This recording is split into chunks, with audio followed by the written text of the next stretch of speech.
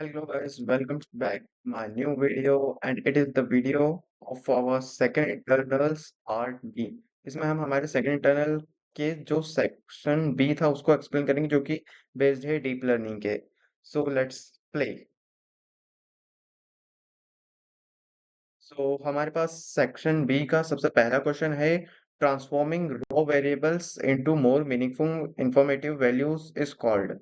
हमारे पास different options है बस इसमें से सबसे उसका एक्यूरेट आंसर रहेगा फीचर इंजीनियरिंग, क्योंकि feature engineering is a model is improved the model performance by creating meaningful inputs। फिर दूसरा है predicting and numerical value such as salary is an example of।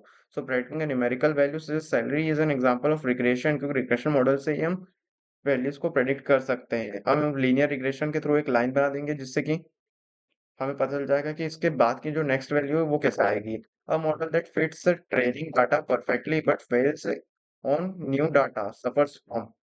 सो ऐसा मॉडल जो कि ट्रेनिंग डाटा को perfectly fit कर देता है, परफेक्टली इनपुट्स और आउटपुट देता है बट फेल हो जाता है न्यू डाटा के साथ, तो इसको हम कहते हैं overfitting. Dropout and weight penalties are example of. तो dropout and weight penalties are example of regularization. Training multiple diverse models to improve accuracy is known as assembled learning। ये assemble learning is ये एक तरीके की method है जो कि combine करती है प्रिडिक्शन और मल्टीपल मॉडल्स को एक साथ लाती है, जिससे कि हमारी परफॉर्मेंस जो है वो इम्प्रूव हो जाती है। And question number 16, a simple reference model for compressing is called baseline model. Baseline model is a type of model जो पॉइंट टू जज how much improvement advance models offer करता है हमें। And next question is independent unchanging data samples are described as। तो independent unchanging data sets को हम example से अगर हम कहें तो उन्हें डिस्क्राइब करते हैं stationary data points. Parameters turned before trainings are called hyper parameters. ऐसे पैरामीटर्स जिनको कि हम ट्रेनिंग से पहले ही ट्यून कर देते हैं, such as learning level. Comparing two versions statically to see which performs better is called testing और A/B टेस्टिंग, यानी इन पे हम दो मॉडल्स को कंपेयर करते हैं कि कौन ज्यादा बेटर परफॉर्म कर रहा है। What the second question, normalizing typically rescales numerical features to the range।